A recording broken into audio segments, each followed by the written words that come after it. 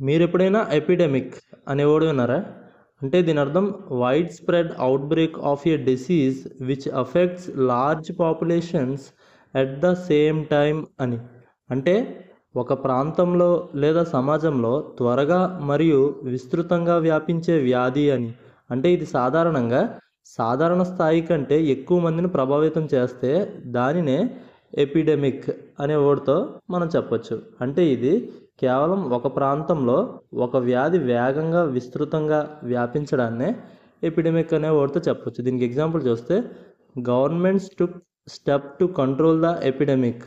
అంటే ప్రభుత్వాలు మహమ్మారిని నియంత్రించే చర్యలు తీసుకున్నారు అని అర్థం. సో ఎపిడెమిక్ అంటే ఒక ప్రాంతంలో వేగంగా వ్యాపించే వ్యాధి అని.